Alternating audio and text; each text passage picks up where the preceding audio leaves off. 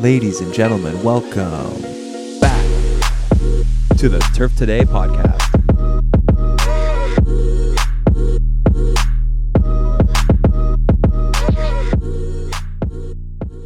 Episode number 50. This is amazing. I didn't even, I didn't think we'd get this far, to be honest. It was a bit of a goal.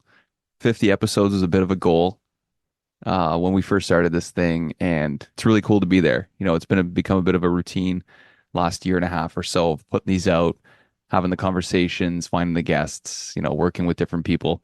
Been a lot of fun. Been really cool. It's been a lot of work, but I've really, really enjoyed it.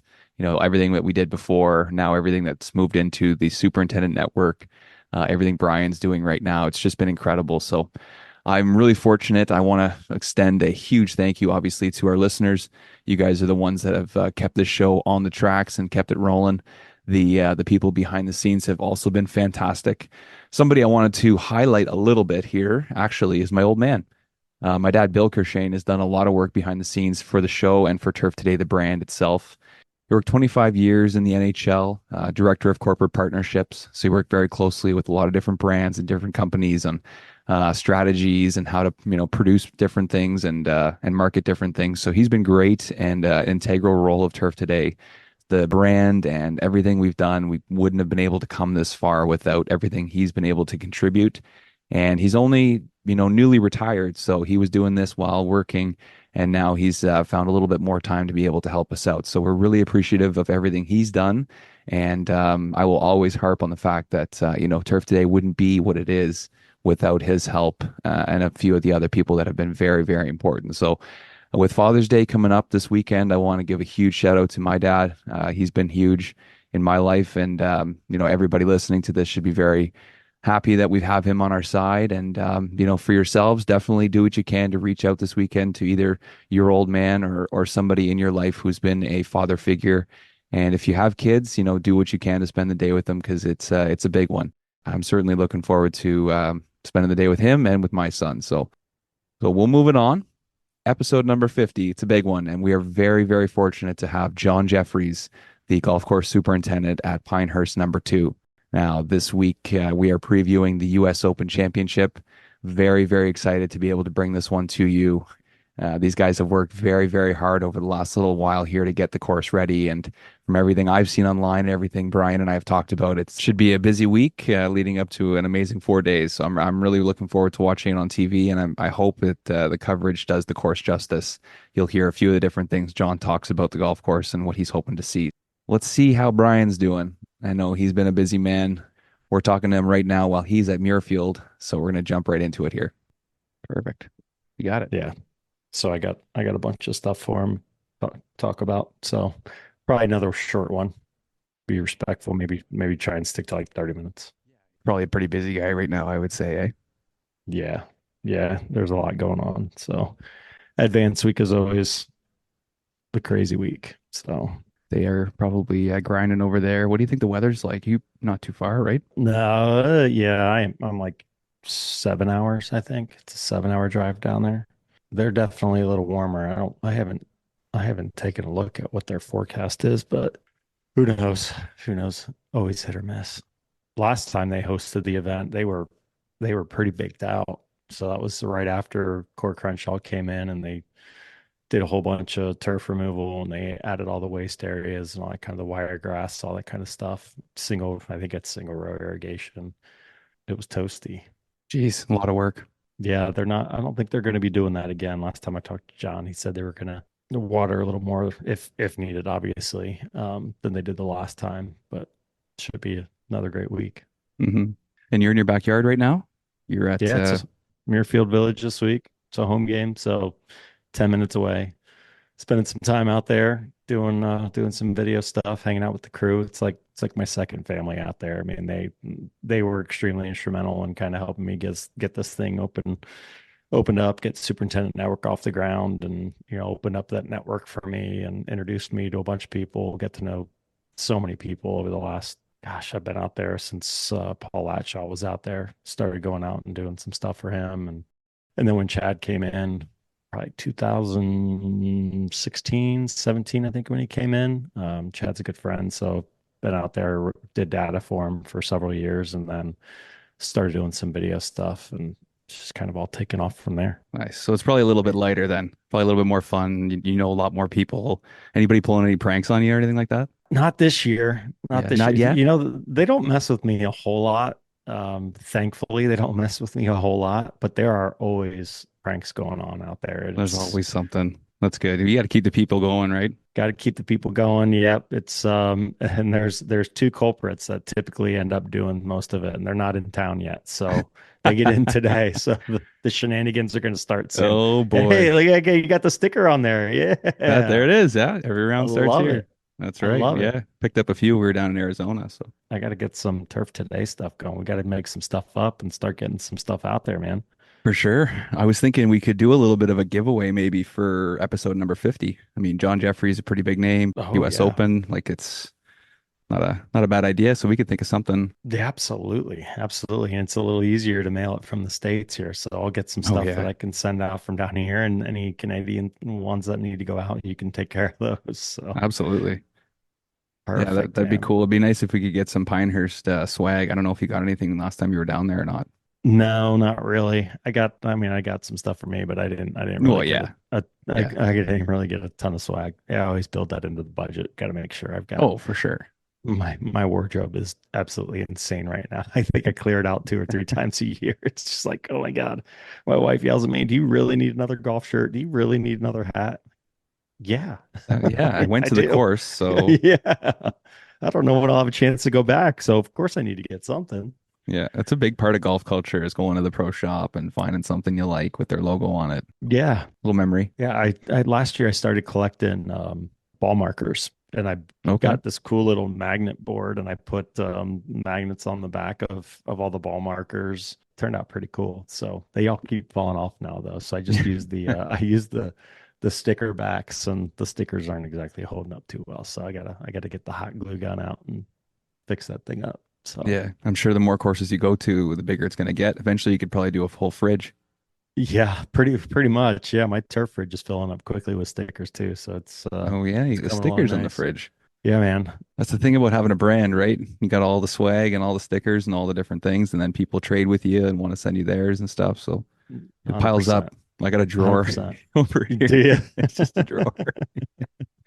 Yeah, it's Yeah, full you'll though. start getting it, Yeah. brother. You'll start getting it. I like the Goat Hill swag. That's another good one. You could probably pick that up when you were out there last year, huh? I did, yeah. Like, see, you can't go to the course without picking up something. It's one of those Absolutely. things, especially if you're on a trip or you maybe will never be Yeah, back. absolutely.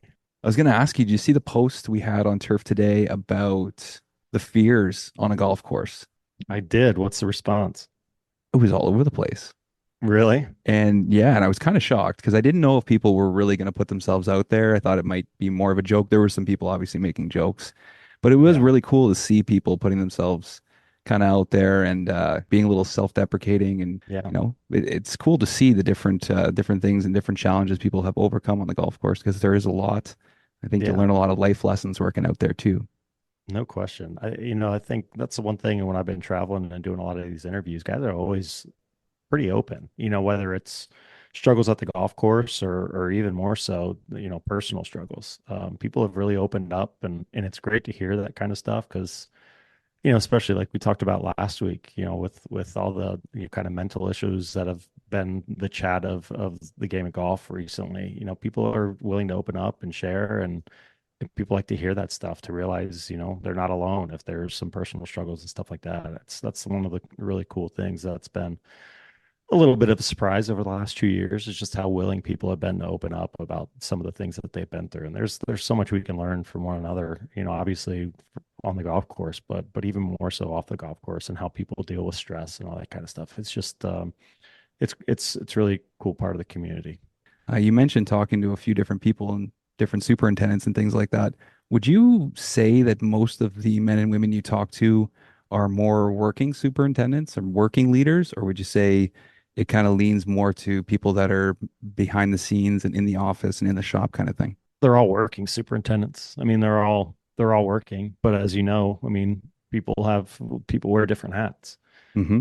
but every single one of them will be the first one to jump into a hole if something needs done, right? I mean, Yeah, every single person that I talk to everywhere that I go, doesn't matter if it's top 100 or mom and pop, they're all working superintendents, assistant superintendents, equipment managers, whatever. They're all getting after it. that's right. They kind of take it But all on themselves, right?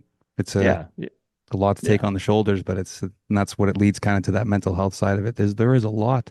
And if don't let yeah, it catch up with you, or don't let your sleep catch up with you, or the things yeah, that you have going on, your family, different things you have in your life, if you don't find the time to do all that kind of stuff, this massive job, this time, all the time you're spending at this golf course, it's going to eat at you. So yeah, it's great that they're talking about it. And like you just said, there's a lot of people that are working really, really hard and taking a lot of the responsibilities on themselves. If we can support them and we can help them out in any way, that's something we certainly want to do. yep, absolutely, absolutely. What's cooking in your world, man? Well, we had a night off the other night, which was cool. I I saw sent you that. a couple pictures there. Yeah. I saw that. Your favorite local spot? Yeah, my son got to go over to Grandma and Grandpa's, which was nice, and I took my wife Blake out for a nice little meal at the Cat down the way. It was Nice. patio night. They had live music and everything. It's one of those ones that's always busy, but when you first show up, instead of having to wait in line or just sit around, they actually put you in the Muskoka chairs and serve you beer, so you can kind of hang out and wait for Awesome. your table. So we had some fun and sat down there. Ended up being a group of people we knew.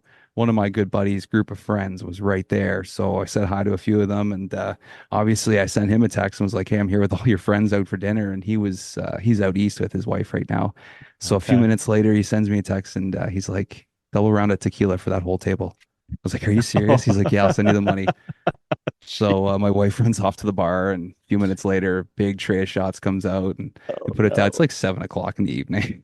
Yeah, Like, sure. It's a good way to start. so those guys had a party, and I'm filming it and send it off. Everybody in the bar is clapping and everything. Oh man, it was a great way to start the night. And well, I mean, start the night. We were in bed pretty early, being Yeah. busy parents and everything. But it was good to be out and good to just refresh. We were just kind of sitting there, just chatting about different things and just reflecting. And it's been a while, so it's really good to be able to grab those opportunities and do that. So, important question, who you got in the Stanley Cup Finals? Oh, dude, gotta say Edmonton for sure. Yeah. Yeah, after taking down the Stars, like they were the underdogs and they made it happen. I know Florida lost in the finals last year, so they are going to be hungry. Yeah. Yeah. But, I gotta say Edmonton, Connor McDavid, best player in the world. It's been working at it for years. That would be my best bet, but I don't know. I haven't put any money down on anything yet. I think I'm just gonna Okay. gonna chill. They're not even starting till Saturday, which I thought I was know. odd. I was shocked. Yeah. That's what is that, the eighth or something? They drop the puck. That's Yeah, that's a long almost time like between. 6 days off or something. It's like the NFL when they take the extra week off before the Super Bowl. Right. Yeah. Yeah. Well, I guess they want to get the guys well rested so everyone can be at their best. I don't know. Hmm. As a Columbus guy, I'm going for goalie Bob. I want Florida to Oh take it. yeah, nice, nice. Yeah, that'd be Yeah. a good one. He's another guy that kind of deserves one too. He's been working Yeah. hard at it and could definitely make it work. Jeez, yeah, it'll be a good one. Yeah, it should be. I'm What do excited you to think watch it. about the Memorial this weekend? Anybody big in the field or anybody they're talking about down there? Usual suspects, right? I mean, Hmm. Scotty, it's hard to root against Scotty right now. I mean, he's just been on fire, but yeah, it's go time. So There he is. Sorry, it took me a minute. Let me make sure I'm good here. you're good. You're good. Can you hear me? You look at you repping the brand I too. have. Oh, Oh nice. Oh boy. yeah. There we go. Looking good. For everybody who can't see it there, John's wearing the Superintendent Network hat. Did the podcast with Peter Costas and Gary McCord on the 16th green. I had it on. They're like, "What's that hat?" Nice. Let me tell you about it. Thank you so much. Not anybody can get this hat. That's right. Well, you not yet at least. We haven't put it up on the store. So we just send it around to the select few at first, and then we'll open Nice. it up later. So how you holding up, man? Good. Everything's great. Trying to figure out why Andrea's name is up here, but he says it's all good. Everything's good. So the last time you did this, you had back to back. Does this one just seem like a walk in the park to you or what? No, I mean the work leading up to it is all the same. Yeah. Like whether you've got it for 1 week or 6 weeks, the ramp up is all the same. So the championship week, is kind of the easy part because you got so many people and you can't do but so many things. Like they're not going to ask you to sod around an entranceway or pine straw this big area or put mulch here or put green sand under the bus drop off, or, all these things stop once you start getting into championship week. So that's all good. Yeah, that's one of the things that I've thought about a lot. I mean, I think advance week is really the more challenging week going into it. Everyone thinks tournament time, but I mean, this is the last dress rehearsal. I mean, come Monday, there's really not a ton of changes you can make, right? Yeah, I mean, Monday's practice rounds for us, just like it is for the players. So we've got Monday and Tuesday to dial it in. Wednesday, we've got to be perfect because Thursday they're keeping score.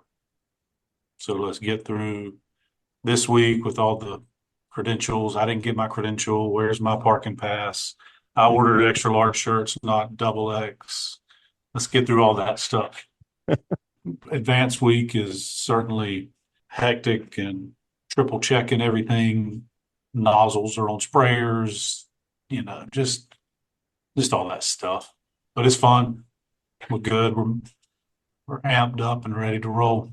That's awesome. Well, we really appreciate you coming on and making some time for us, John. I know you're somebody that we've always wanted to talk to, so I'm grateful that we got the opportunity to. I'd love for you to talk to us just about the tournament and getting prepared for it, everything that goes on, and kind of some of the things that you enjoy throughout these couple of weeks. Yes, people think a place like Pinehurst that has done these championships, 4 or 5 times here recently in amateurs and four balls, that the crew, it would be old hat for them. But so many of this crew have not been here for a championship before. Our 3 assistant superintendents haven't been here for even a U.S. amateur. So this is all new. Our crew members, only a couple crew members have been here for a U.S. Open. So watching them kind of in amazement and excitement and seeing 18-wheeler after 18-wheeler and forklift and like, man, this thing's Monday. Is this going to be done? Like, yeah, it'll be done. Just watch. It'll come together pretty quick. And how they marvel at the level of conditioning that we can do when we have these resources. They may mow fairways with 3 other people on a normal day. Well, now they've got 11 other people with them mowing fairways. Or they're going out to rake 117 bunkers with 3 other people. Now they've got 20 other people. So everything is new and exciting as they see these things come together. They're getting to see some players roll into town and play some golf and hit some shots. So the weather's been good. Everything's just falling into place. I always marvel at the logistical side of it. There's a lot of planning that goes into getting people out in the right spots and, making sure everything is done within that 2-hour window. How do you go about planning the logistics of what you're going to accomplish, when, how, who, all that fun stuff? Yeah, so the way course 2 is routed, it's not like we can start on 1 and finish quietly on 9 and drive back to the shop. 9 is right beside 10T, and they're using double T starts, which we're used to because we do that a lot. But trying to get back to the shop after we finish morning jobs is a challenge if any play is out there whatsoever. So our main deadline, if you will, is 6:45. So we have to back off of 6:45, the first tee time, and every job has to be finished. So through trial and error, through practices, we figure out how many of each piece of equipment we need. Instead of starting on 1 and 10, we start on 18 and 8. That way they finish up. We can get out the back gate at our 5th tee if we need to and drive through course 7 and back through course 4 and get back to the shop that way if we need to. But just knowing that we've got from whatever time we start to 6:45, everybody be outside the gates again so we can let them play and have the course. So that's how a lot of the logistics work. Just find the time that you have to be done, run trials with how long does it take a triplex to mow these surrounds? Do we need to add another one? If you ask that question, you probably should go ahead and add another one. And so just all that. I mean, greens are easy. We send out 20 greens mowers. 19 for one for the putting green and then one for 1 through 18. And then there's a spare out there. So one person, all they have to do is mow 1 green. Wow. That sounds pretty nice. They're on number 3 green with number 3 trailer with number 3 cart. Everything's synced up. They go backtrack, mow that green, and then they just stand there and wait for instructions. Whether it's go help this person, they had a mower issue, or we need to put another mow on this one, whatever it may be. So some of it's pretty quick and easy, like mowing greens and rolling greens, because we have to be ahead of the setup team. When they show up, it better be ready. They don't want to wait for us to finish a green at 5:45 when they're pulling the tape and set the pin. So That sounds very professional. I like that. I know there's a lot of people that would really enjoy working at somewhere, working at a tournament or a course like that. Brian and I were just talking a little bit about being a working superintendent, and talk to us a little bit about a tournament like this where there is so much going on and having to delegate some of the tasks and things that go on, with a tournament to this magnitude. I always like cutting cups. I always like, hopping on the sprayer. I always like doing certain things, but you can't get bogged down. And so many of our most talented leaders, they have to just observe. Like our three assistant superintendents all have areas.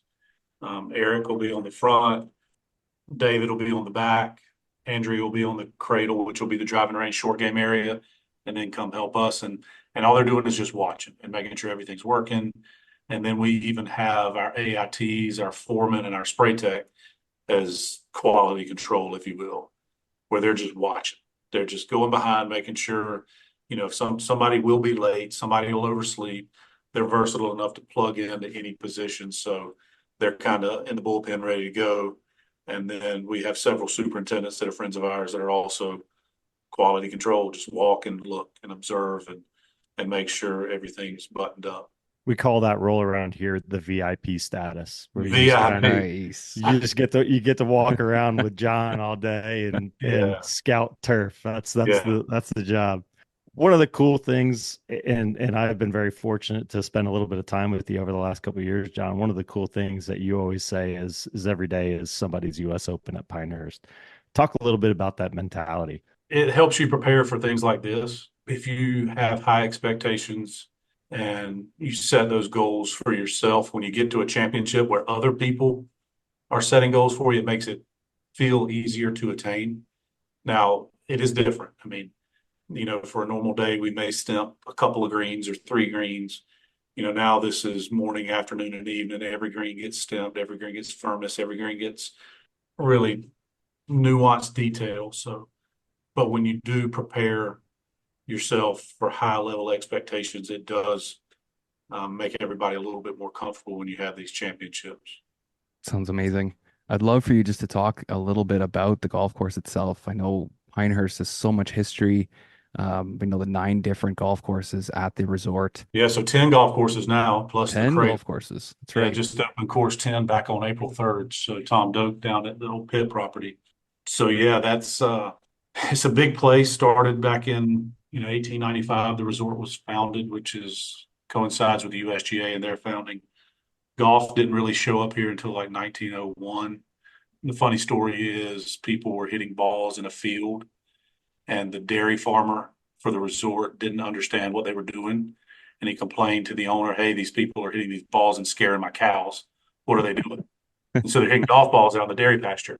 So that prompted James Walker Tufts to build a golf course. And in Southern Pines, which is the town right next door, there was a doctor who had been to St. Andrews. That was his claim to golf. And so they had him build 9 holes. Just because he had been to St. Andrews, obviously this guy was an expert and could build a golf Yeah. course. He had the credentials. Built a first 9 holes of course number 1, and then being from Boston, Mr. Tufts met Mr. Ross, brought him down here, and the rest is history. So with all 10 golf courses in the cradle, it's just we don't like using the word factory because that can have a negative connotation sometimes, but it is an operation to see, from golf course maintenance having almost 250 on staff for the 10 golf courses, and Wow. 20 some mechanics, and then knowing that the resort is 1,600 employees. It's a big place. Every department feels theirs is the most important, the most special, but I feel like on number 2, we feel like we're in a pretty good spot with the treasure that we get to call our office. It is a treasure, and it is a busy, busy place. I mean, how do you guys, even up till just last week, you're running 200 and some people a day through number 2. how do you guys get anything done out there on the golf course? I mean, it's just a marvel. Early and late, Yeah, early and late. there you You got go. to get here early and then you got to stay late. So we are double tees all the time on course two. So 1 and 10 tee start. So when we have a championship that has it, we're a little more used to the logistics involved. We have in the summer some maintenance gaps between the waves that we can hop in and get some things done. But you just find the path of least resistance, man. You find the least golfers in the least area and you go get some work done. We're fortunate now It's that we tough to have, do at 10 a.m., right? yeah. I mean, honestly, we're so efficient from 5:30 in the morning till about 9. And then we might as well go paint tee markers, pick pine cones, because there's not a place to go until much later. So we've been creative. We do split shifts. We'll do, hey, if you want to go home and come back, go home and come back. We've got some guys that live closer that don't mind doing that. They can go home and watch Sports Center on repeat for about 4 hours on the couch, and then come back and grab a push spreader or something and go to town after the last group. So that's how we, do the best we can. But golf's a business. We're here to we are a for-profit organization, and without the golfers, there's no really point for us being here. So we know the deal. We have to do our best with the time we have. We are in the service industry. That is a good point. So, John, what was it for you? Because I've heard the story that you were on a mower too young to be on a mower, or is this a career that you knew you wanted to get into and something you kind of saw yourself doing for a long time? Yeah, I mean, I grew up on a small farm, so something outdoors. I knew I didn't want to work that hard to be a farmer. And so I enjoyed cutting the grass. And then my parents, when I turned 16, were like, go see our friend that owns this golf course, see if you can do golf carts. And at that point, I'd not even played golf. But a lot of my older friends, that was the cool job to get, was the job at the golf course. And so I did carts, but then I saw the mowers and I'm like, man, that mower is legit. That is not a Murray $99 from Lowe's or Walmart push mower. That thing is something. And, not even knowing that a green was grass, and so being a cart boy and spilling half beer all over yourself and people getting mad because their cart's not clean. I was like, I want to go mow. I want people to leave me alone. And probably the funniest part about that was the superintendent at that course at the time. He wasn't a full-time superintendent. He was more of a consultant. He owned a big landscaping company in Raleigh. And so he would roll in about 9 o'clock every morning in this fancy white truck, nice golf shirt, nice pants. He'd ride around the golf course with the owner for a couple hours, and then they would play golf after lunch. And that's what I thought a golf course superintendent was. So I'm like, man, I get a nice truck, I get nice clothes, roll in at 9, play golf after lunch. Sign me up for What that. a gig. That's like, yes, that's what I wanted to do. And little did I know, shortly after that, he gave up the consulting and went to manage his landscaping company full time, and they hired a true superintendent. And I saw what that was, and I'm like, okay, what have I got myself into now? The long days, but all that. But by that point, I was hooked. I was willing to do whatever it took. Do those big toys still get you going? Oh, no You doubt, see. no doubt. GPS technology, big mowers, big stuff. I like it. It's a kid in a candy store. Yeah, we've talked a little bit about the GS3 and Turf Rat and some of those things. I mean, what do you think is one of the bigger innovations that's coming out these days? I remember a few years ago, an intern asked me what was different now in golf course maintenance than when I started. And that day, I just happened to be spraying fairways on a GPS sprayer. I was watching my phone, had my earbuds in. When I started, it was you had a Han sprayer that had three things, and you could always pinch your fingers in the knob. And I had these big headphones and a fanny pack with a Discman in it. Oh, you And had the Discman, not the I had a Walkman. Discman. I was out Styling. there. I mean, it's so um, cut off button up shirt. I was it then. But so much has changed technology to make our jobs. I won't say easier, but it's a lot easier to train somebody how to operate a piece of equipment. Right now, I can pick up my phone and I can see where every piece of equipment is on the golf course, how they're performing, if they've got fuel in the tank, if they've got, I can remote into their sprayer screen. I can see everything I need to see. So, uh, Can you mess with their sprayer screen and like throw on some sort of video or something just to kind of freak them out? I haven't figured out how to do that, but when you remote in, it puts a blue line around the edge of the screen and it'll ding so that they kind of wonder what they've hit, what they've done to make that happen. But this time, with all we've got going on, I don't want to rattle them or startle them. Yeah, We're gonna probably not timing. let them go and do their thing. So, John, when you get some free time, are you out on the golf course playing or Free time. What is free time? Do you remember that? tough question? I've got a 12-year-old and an 8-year-old that are into sports, and my wife and I joke that if we're at home, we've missed something. Like if everybody's at the house, we're looking around like, okay, what did we forget? We're supposed to be somewhere. So I enjoy watching my kids play sports. My daughter, when she sings or does plays or plays lacrosse, and my son is his plan is to go to NC State, be on the football team, study agronomy. That way, when he gets out of the NFL, he can be a superintendent. So Perfect. I'm like, Perfect plan. that's fine with me, buddy, because that's the only way I'll be able to retire if you can get in the NFL. So make that money, buddy, because but yeah, so that it's just watching the world through their eyes is so rewarding and relaxing. Even if I'm getting home late, just going and sitting on the bucket in the backyard to catch some pitches from my son or whatever it is. Take my daughter to dinner and hang out. So How cool is Father's Day going to be for you this year? it'll be very special. I remember 2014, they handed out the buttons that had, the Father's Day logo and the dual trophies and all. That's probably one of my most prized artifacts from golf was that button, because that was my second Father's Day probably or third. So being an assistant superintendent then on two and having a young daughter and it put everything into perspective. And then now being able to come up the fairway on 18, hopefully with them and them behaving themselves and not beating the crap out of each other. Um, yeah, just hanging out with them, giving them a big hug and spending some time with them afterwards. That's what makes it all good. All of our team, all of our families, they give up so much for us to do this, and to be able to share it with them, that's what it's all about. I had a not intervene here, but I had a really cool moment this morning. My son just started working at Muirfield. So this morning, today's my dad's birthday.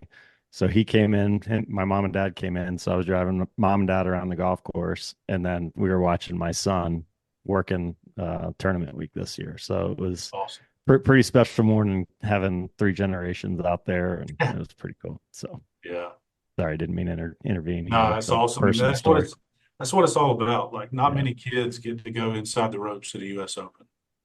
Yeah. And I would never be a good enough player to afford them that opportunity, but the fact that they can do that, their buddies at school say, "Hey, you going to watch the U.S. Open?" And my kids are like, "Well, you know what? I'm actually going to go to the U.S. Open."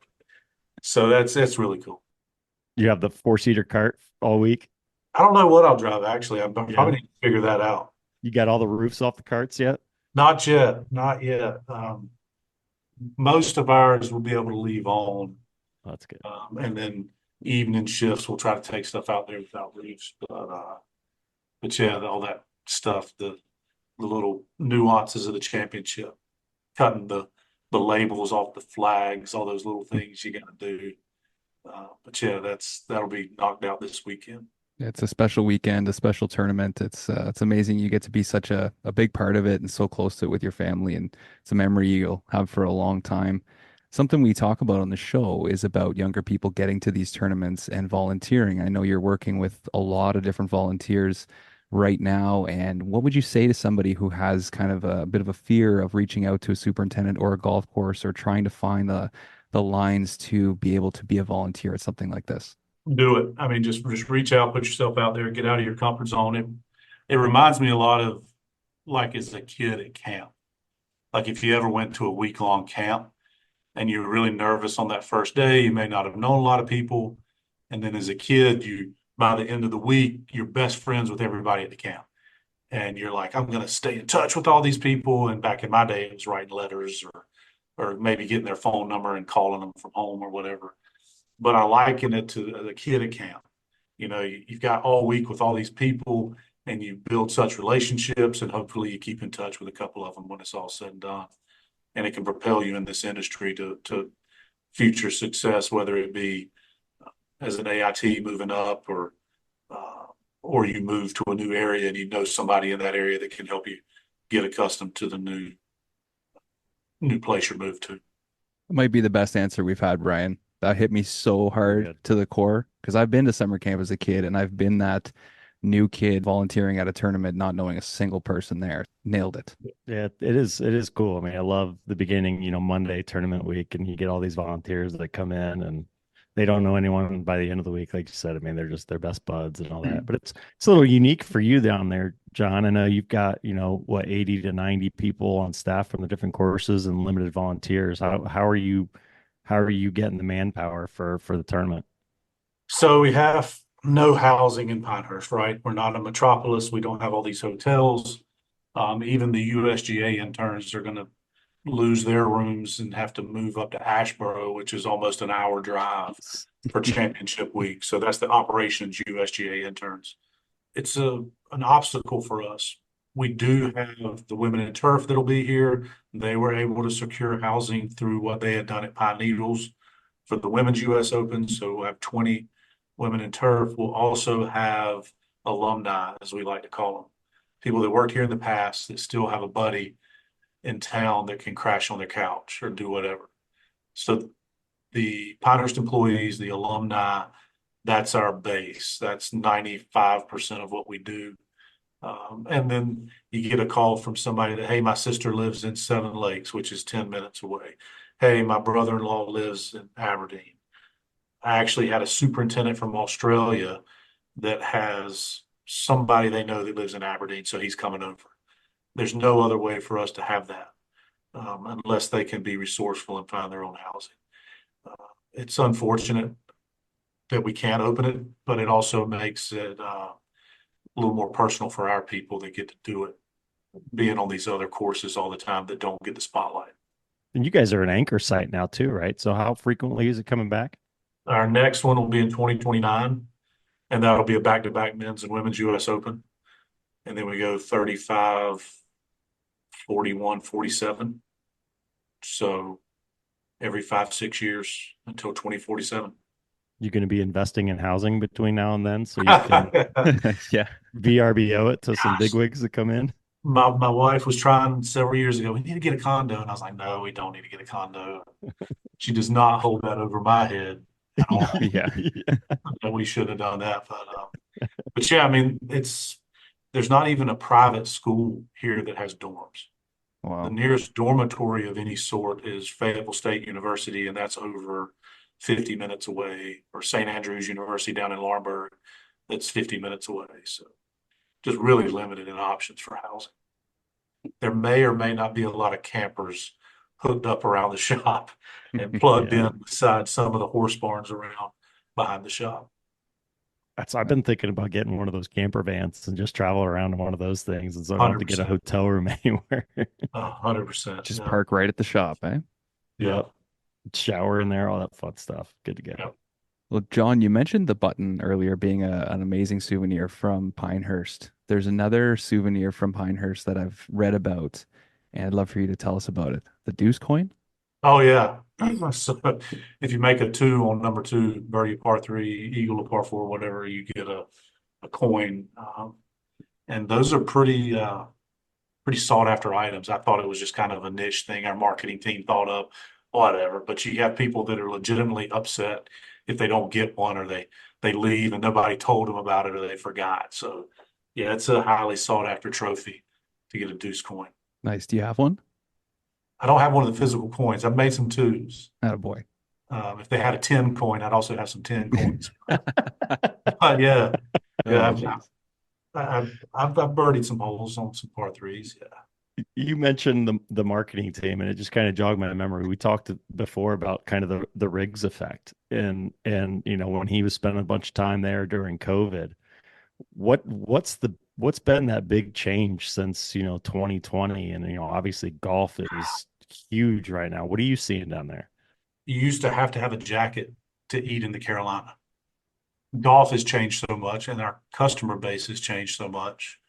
It was no brewery, there was no Cradle, there was no Pine Cone beverage cart, there was no bare feet and flip flops and hats turned backwards.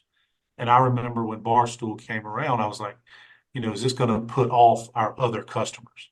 But the way people focus in now on what they listen to, they don't know each other.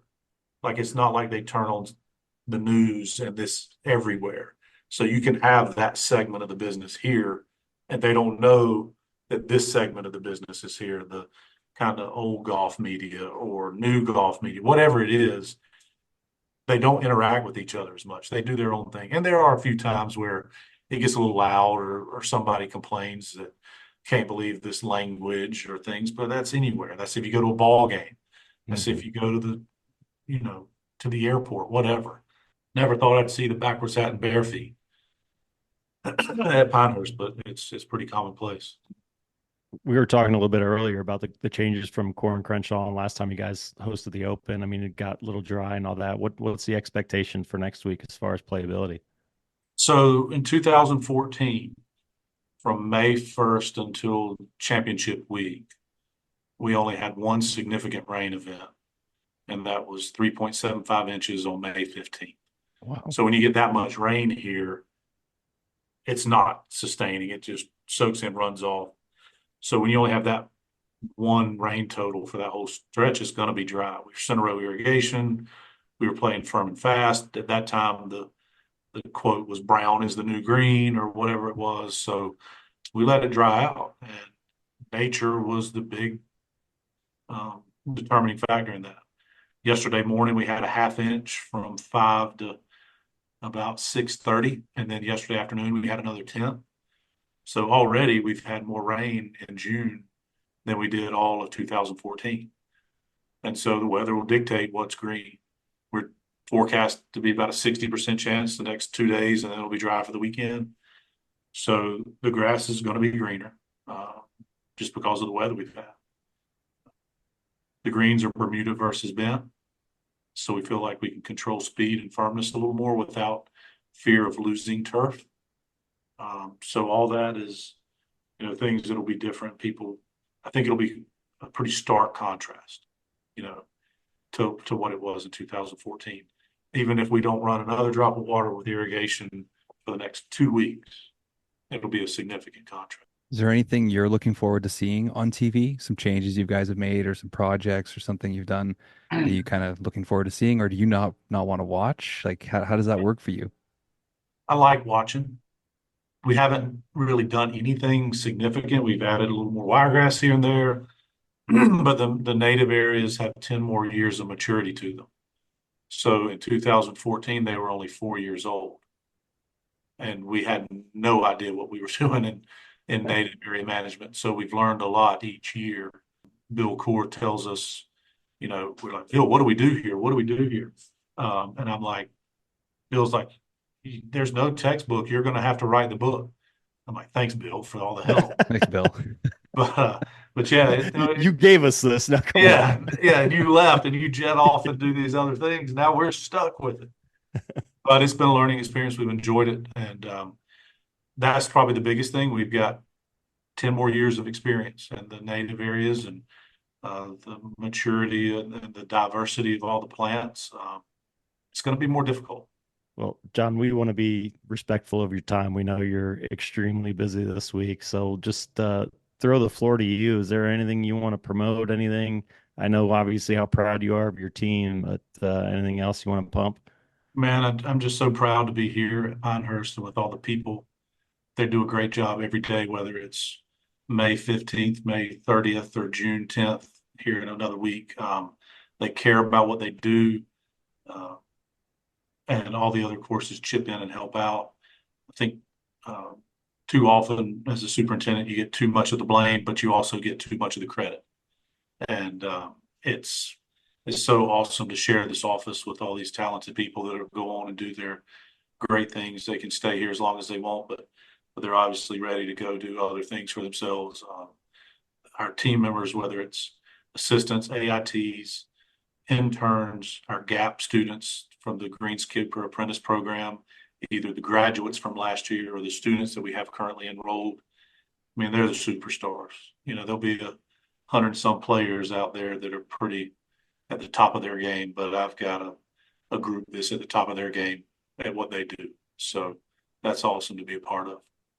It's fantastic. It's so well said. I'm sure there's lots of other superintendents out there that agree with that statement, and that's why it makes you guys so special. So, we really want to thank you for coming on today and letting us tell a little bit of your story and preview the tournament coming up. I know up here in Canada, we can't wait to see the tournament on TV. So I'm really looking forward to seeing your golf course. Championship, right? Championship. Championship. Yeah, we'll get them a glossary of terms. What did I say? Tournament. Championship. Yeah, Okay, come on. I say the same thing. Yeah, It's, championship. It's a major, Yes, right? yeah. It's a whole location sheet, not a pin sheet. That's right, right. Yeah. Team ground, not team, all that You're not stuff. going to get reprimanded for calling them like fans or anything, right? Instead of No, patrons. yeah, that's right. Yeah. Yeah, that's good. That's good. Awesome. Well, John, hey, thank you so much for jumping on, taking the time. I know, like I said, I know it's a busy week. Can't wait to watch it. I am so bummed I'm not going to be able to make it down there, but I'll probably be back sometime soon to catch up and celebrate with you. Like I said, we're an anchor site, so you've got opportunities here in the Yeah, future. that's But it. I'm thank going to book my reservations now for 29. Yeah. But thank you all for all you do to promote our industry and all the hardworking people from with what you do. I can tell the passion in what you do is genuine, and so thank you very much. Oh, of course, our pleasure. Our pleasure. So That's why we're here. best of luck to you and the All right. team, and again, thanks so much for joining us, John. Good stuff. All right, man. Take care. Take care, John. Yeah, we'll see y'all later. Man, I was nervous doing that one. I felt like I kept fumbling my words and things. I was all over the place. Ugh. But as laid back as they get, right? Oh, such a great guy. Like they always Yeah, are, right? You know? I know. It's like I feel like every time I hang up, I'm like, oh my God, he's the best. Like they're all so good. They're just every guest we've Professionals, had right? has just been so good, so professional, so fun. Like this industry could not be any better. Like I just pinch myself every time. This morning was out with some amazing people, got to talk to John, just as welcoming as he could be. I've been, like I said, been very fortunate to take a few visits down there and have done a couple projects with John. And again, he didn't know me. It was just another Joe Schmo coming off the streets. They get interview requests all the time, and he's just like, "Hey, let's go, jump in the car, drive around, answer questions, show me anything that I wanted to see, show me things that I didn't know existed down there." It's just an incredible person. I mean, he's the epitome of Southern hospitality. And that's what makes it worth it. And I know it's always an intimidation thing for me because they are such, high level professionals that are working with a lot of different people. And like you said, a lot of different hats on. So it is a little bit intimidating. I can see why it's a challenge for younger folks to kind of go to courses like that or to meet bigger people like that. But at the end of the day, he just wants to help. And he's a family man. When he has free time, what does he want to do? He wants to hang out with his family and his kids and give back to the community and the course. So it's just another really good example of a good human being who's worked hard and certainly not doing this for the money or for the fame or anything like that. He's just, he's doing it because he's very passionate about it. Yeah, absolutely. And we've talked about it before. I mean, he's just another one of those guys that takes pride in helping others, right? I mean, that's these guys and gals want to go ahead and they want to move their people along. They want to help the young people in this industry. They've been very fortunate to have help along the way. And so they want to give it back, right? Pay it forward, get back however you want to say it. I mean, they just want to help other people succeed. And, the cool thing, one of the unique things about Pinehurst is, again, 10 courses there. They tend to get people and the people tend to stay. It's pretty neat. John, 2014, the last time they hosted this event, he was an assistant superintendent there. And he's spent the time there. He's fallen in love with the area. and the resort itself and has stuck it out and is now the lead man there on at number two. So yeah, they tend to keep their own people, and John likes to joke about it. They've essentially got their own association there. With 10 Yeah. courses, you've got 10 superintendents, you've got two directors, even above John there, and all these assistants and EMs and everything that he was saying. They've got their own little association. They bang ideas off one another and get together. I think he said weekly or bi-weekly or something like that, and share ideas. It's its own little unique area with lots of brilliant minds sharing ideas down there. He was listing off all of the years that they're going to host the U.S. Opens coming up, and I'm sure a number of big tournaments as well mixed in. Yeah. You think he's going to be there for all of them? Like, is that kind of his plan if all goes well? I haven't had that conversation with him. I would assume so. I mean, he's probably my age. I don't think he has any ideas of going anywhere else. I mean, why would you Mhm. want to leave there? Yeah, I You're mean, hosting yeah. US Opens. It's one of the top golf courses in the world. I don't know why you'd want to leave. But Hmm. yeah, hopefully he's around so I can, we could do this again with him in 2029 when they get ready to host the back-to-back men's and women's opens. I thought it was really interesting. We ended up bringing it back to Barstool a little bit because for me, Pinehurst, all I really know about the course is playing it on Tiger Woods as a kid. It was an awesome track to play on the on the video game. Yeah. Watching U.S. Opens on TV, it was something you know the name Pinehurst, but the Hmm. whole Riggs Barstool thing, that's where I kind of learned about the golf course and had some different views about it and saw how prestigious it was. And then I remember hearing a buddy of mine went to do I think it was a Toro program or something like that. Toro held a couple weeks there for a bunch of assistants. He went down, he told me all about the resort and just how exclusive it was and all the different courses and everything. And it sounded like if you were a golfer, kind of the place to be, right? It is. It really is. I mean, like he was saying, housing, there's not a ton of available housing or anything like that. It's a very small community. But if you are a golfer, it's a must visit. I keep telling my wife I want to buy a place down there because it's quiet, relaxed. I like that low key vibe. I don't want big city, lots of traffic, all that. It's just yeah, very low key. And like even outside the Pinehurst Resort, there's several other golf courses, several other resorts. They've got the Ross Resorts Pine Needles, which John mentioned, which has hosted the U.S. Women's Open. Pine Needles, Mid Pines, Southern Pines are three of the coolest golf courses you'll ever play. But yeah, there's so much good golf, so much. It's one of my favorite places on earth. Yep, I'll have to put that one on the list for sure. Sorry, dude, I'm rambling now. I'm beat. I'm Oh, beat. buddy, it's okay. You're middle of the week right now. Like you've We been just got working. started, man. It's only Tuesday. We've only No, had I three true. shifts. Fuck. It's Ah, it's the it's the 4 months of nonstop doing yeah, this is that's true. it's catching up to me, man.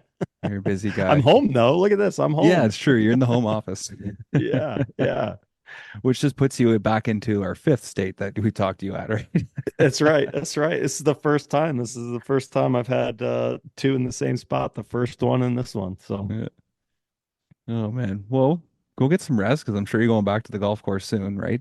yeah, I'll be back out 3 o'clock meeting. So I gotta edit today's video, see if I can maybe squeeze in a quick 30-minute nap. I haven't seen I've got my two boys at home now. So go wake up my other son. It's almost noon. He's probably upstairs still sleeping. But Classic. yeah, no, knock out a quick video and see what's up with them and head back. There you go. Well, the video from Monday Yeah, was yeah, fantastic and very well received. We had a bunch of messages. good, People love it, and a few good, people that just said keep them coming. So awesome. Yeah, keep putting out the content. yeah, by the time you see this, hopefully it was a successful week out here at Muirfield or out at Muirfield Village, and look forward to getting this one out here and showcasing John and the team down at Pinehurst. So just a great organization, like we said, great person, and can't wait to watch it. It's my favorite event. I'm so bummed I'm not going to be down there, but can't wait to watch it on TV. Yeah, it'll be really good for sure. All right, buddy. Well, enjoy. Cool. Send me as much as you can so we can put it out. And everybody out there, keep those reels sharp. We'll see you soon. Take care. See you, everyone.